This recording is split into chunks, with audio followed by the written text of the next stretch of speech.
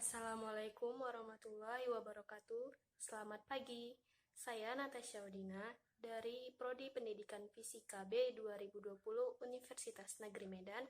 Di sini saya akan menjawab pertanyaan tentang konsep diri pada mata pelajaran perkembangan peserta didik. Pertanyaan pertama, ada 10 ciri orang yang kreatif, yaitu 1. Mempunyai imajinasi yang kuat, 2. Mempunyai inisiatif, yang ketiga mempunyai minat yang luas, yang keempat bebas dalam berpikir, yang kelima mempunyai rasa ingin tahu, yang keenam selalu ingin mendapatkan pengalaman baru, yang ketujuh percaya diri, yang ke-8 energik, yang ke-9 berani mengambil resiko, yang ke-10 berani mengutarakan pendapat. Dari 10 ciri ini, manakah 5 yang sudah menjadi dirimu? Jelaskan. Dari 10 ciri tersebut, saya rasa saya mempunyai imajinasi yang kuat, mempunyai inisiatif, mempunyai minat yang luas, bebas dalam berpikir, dan berani mengambil resiko. Karena menurut saya, imajinasi yang kuat, inisiatif dan minat yang luas, serta kebebasan dalam berpikir akan mempengaruhi munculnya ide-ide yang baru dan meningkatkan kreativitas kita. Kemudian kita harus berani dalam mengambil resiko untuk mendapatkan pengalaman-pengalaman yang baru, serta kita bisa belajar dari pengalaman-pengalaman itu.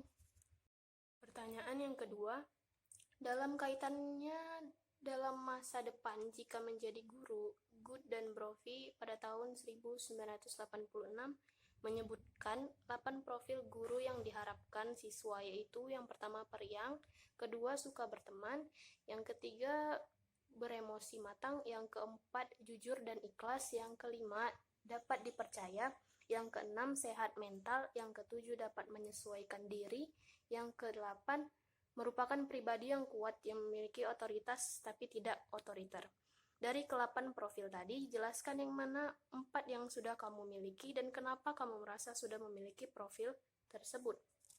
Di 8 profil tadi, menurut saya memiliki sifat yang periang. Karena sifat yang periang itu akan membawa pikiran-pikiran yang positif kepada kita. Lalu sifat periang itu akan membawa dampak-dampak yang positif untuk orang-orang yang ada di sekitar kita. Kemudian saya suka berteman karena menurut saya manusia adalah makhluk sosial yang tak luput dari pertolongan orang-orang lain.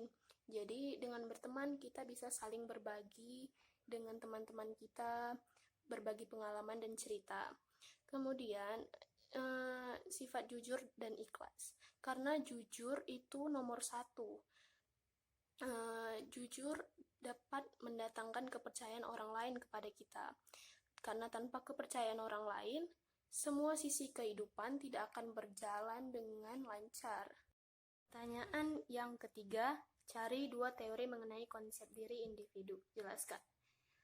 Konsep diri adalah bagaimana seseorang memandang dirinya sendiri yang terkadang pandangannya berbeda dengan pandangan orang lain. Ada 2 teori konsep diri. Yang pertama, teori konsep diri positif. Individu yang memiliki konsep diri positif, artinya ia memandang dirinya secara positif. Ia merasa bahwa dirinya berharga, disukai dan diterima. Intinya, dia menerima keberadaan dirinya.